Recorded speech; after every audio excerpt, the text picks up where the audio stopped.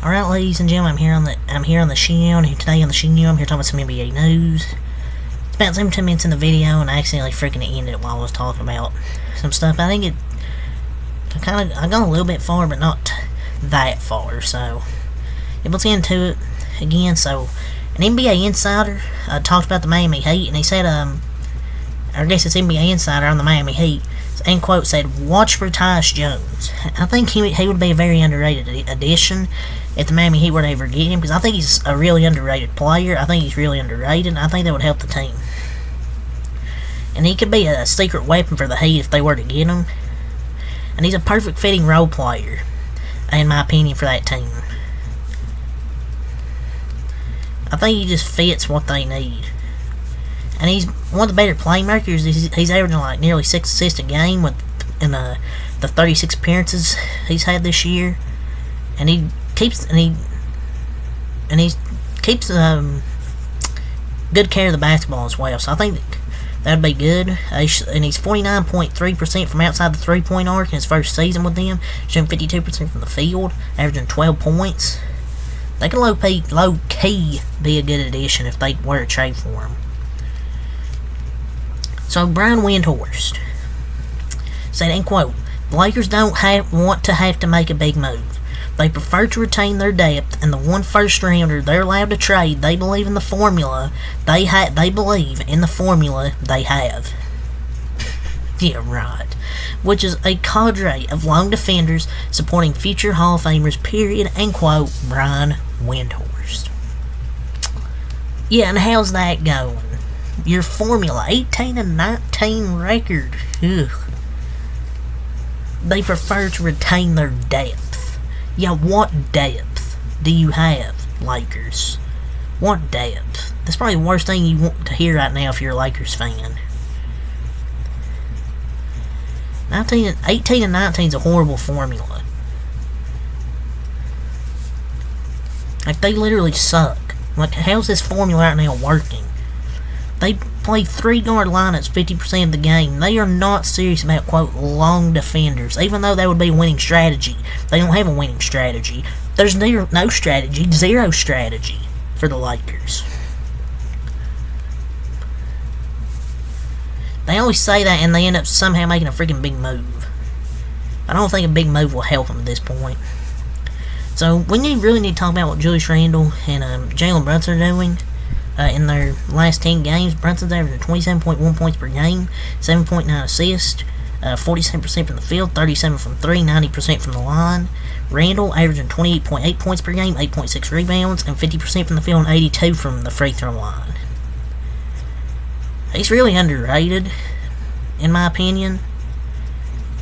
I feel like they can make it past the first round. And they disrespect like he's not a top forward in the league.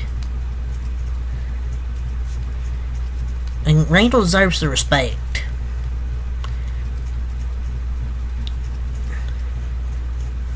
And Brunson averaged 30 plus on the Heat in the playoffs. Well, we can talk about Julius Randle, not doing this in the playoffs, but I think he'll do it this year for the Knicks. So Jimmy Butler says he doesn't care if he's not eligible for any awards if he misses too many games. And quote, you think I'm worried about some reward? The only reward I give a damn about is those banners over there. That's all I was told Spoelstra. I told Pat I'm going to help us get. Bro, you're never getting a banner. Stop with this gimmick. Like, I like Jimmy Butler, but will he stop with this gimmick? He's not winning the champion. He's not winning a chip. He does this every year. He's not getting any banners either. So Dennis Schroeder says his former representation advised him to reject the Lakers' $84 million offer. I would have signed it. I never would just leave money on the table. My mom didn't raise me that way, period, end quote. Now I see why it's his former representation. Who the hell would offer him $84 million? The moment any representatives told me to turn down an $84 million contract for playoff teams today, I fire them. Because, yeah, you get to make the playoffs, but you can make $84 million. He's mad he will never see an overinflated contract with his name on it again. So, end quote from R.J. Barrett. I helped build something in New York. When I came there, we weren't good. I left it a lot better than when it started. End quote, R.J. Barrett. His ass ain't helped nothing. Oh, he made the Knicks who they are today. Yeah, right. He averaged 20 on like 17 shots. Randall was all NBA. Randall was the change. He contributed, sure, R.J. Barrett did, but Randall was the driving force for the culture's change as long as Tom Thibodeau. I mean, he's playing good for the Raptors now, don't get me wrong, but Brunson and Randall made it better. And him having those him shooting bad for the Knicks just wasn't cutting it, so they had to trade for OG, who's been way better. So Joel Embiid is unlikely to play tomorrow per at Underdog NBA, and if he misses 9 more games, he'd be disqualified from the MVP race. And I love this rule change from the NBA. This was the best rule ever implemented.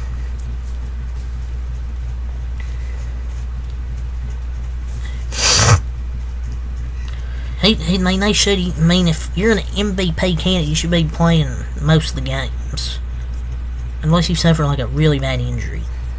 So Bogdan Bogdanovic was voted best player in Serbia by the Basketball Federation of Serbia. Bogdan Bogdanovic, 27 votes. Nikola Jokic, 10 votes. Borisa Simonic, 1 vote. Alexa Avramovic, 2 votes. What? Man, Jokic really got haters in Serbia. Bogdan Bogdanovic. I mean, he's good, but I'm better than Jokic. Hell no. Per Chris B. Haynes here, he said Pascal Siakam and DeJounte Murray might be a swap there. That definitely could happen. I wouldn't be surprised if that deal started to resurface again. End quote. That would change. Would this change even? I don't even know if this would change anything.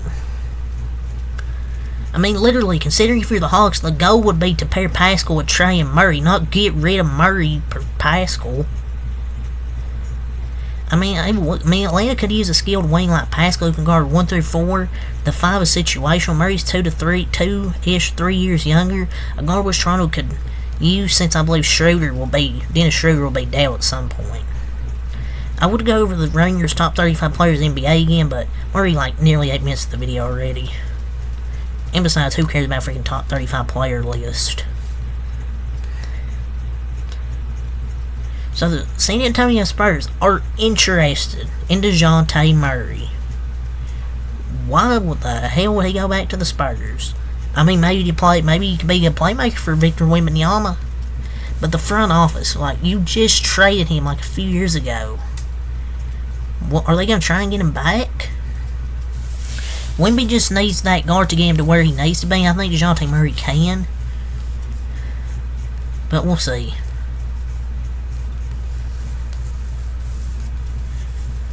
So, we had some breaking news yesterday.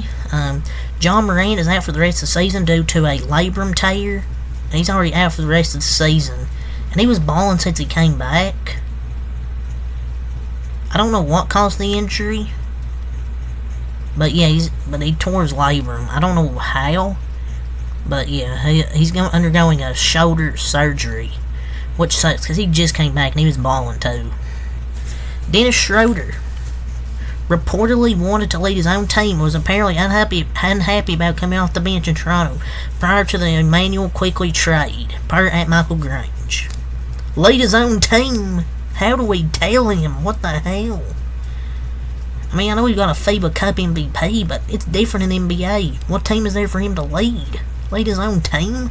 Like, is the man retarded?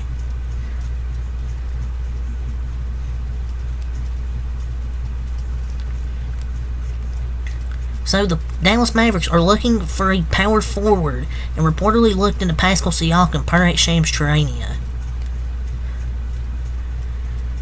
Pascal, Kyrie, and Luka, I feel like is one of a championship contender in the Western Conference. Because that's a good defensive piece the Mavericks could have there if they could go out there and get Mr. Siakam.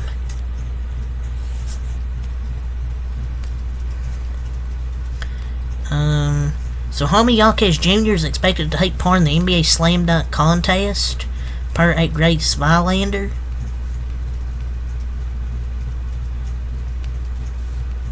Hopefully he can put on a show. So Paul George thinks that Jonathan Kuminga and Pascal Siakam trade would be a win-win trade for both sides via the Podcast P show. I mean, I don't know. I feel like they would both do it. That's the best offer you can get. And realistically, I don't even know if Golden State will offer that. I mean, I don't know how Pascal Siakam will fit with us. I mean, I don't know. I'd rather keep Kuminga. But if we want to make a trade, we have to trade Moody or Kuminga. Somebody wants freaking Andrew Wiggins. Somebody wants a Draymond Green. So Paolo Banchero in January, 34.3 points per game, 9.0 rebounds per game, 6.5 assists per game, 58.3% true shooting. He should be an all-star this year, which is nuts because it's only his second year. And he's going to be a future first-team All-NBA guy. So, via Eric Pincus, and quote, there's a truism in the NBA scouting world. Don't sign Heat role players. If Miami's letting them go, it's for a reason. And they tend to overperform for Coach Eric Spoelstra. This has been proven year after year, to be honest. So, and the Lakers have kind of fell for that trap twice, with Kendrick Nunn and Gabe Vincent.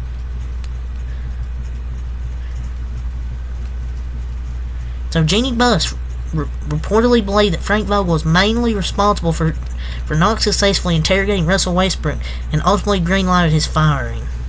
And then she got rid of Westbrook right after she fired him. Man, worst owner ever.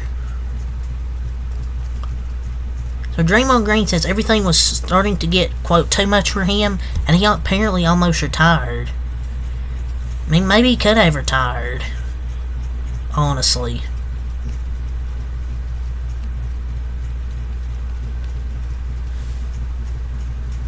But I don't know about that. And he basically disclosed Steve Kerr visiting a few weeks ago, during which time they shared emotional moments together, crying together in the yard. That's crazy. You know, it's actually okay to keep some moments private, you know. So, the Raptors and Kings discussed a Pascal Siakam / Harrison Barnes trade per at Shams Training. I'm told the Raptors and Kings were in active conversations about a Pascal Siakam trade revolving around Harrison Barnes. At this point, the only way it ignites is if Toronto comes back to Sacramento. Harrison Barnes. Why would the Raptors do that freaking trash? But yeah, Draymond Green considered retiring, but Adam Silver talked him out of it. I mean, hopefully he comes back and plays well. And he really tried to consider retiring. I don't even think he was lying. I mean, I don't think he could be lying because he still due $78 million next 3 years, so. The Celtics are strongly expecting to make some kind of move ahead of the trade deadline, per at Brian T. Robb. They still need to get some stuff off the bench. To be honest, like, as good as their starting lineup is, they still need to get a player off the bench. So the Warriors remain committed to Draymond Green and their veteran core, per at Monte Poole NBCS. The Warriors remain committed to Green, who along with Steph Curry and Klay Thompson compose the team's veteran core. Through multiple league sources tell NBC Sports Bay Area that Golden State will be active approaching deadline. There has been nothing to indicate a move that would break up that decorated trio.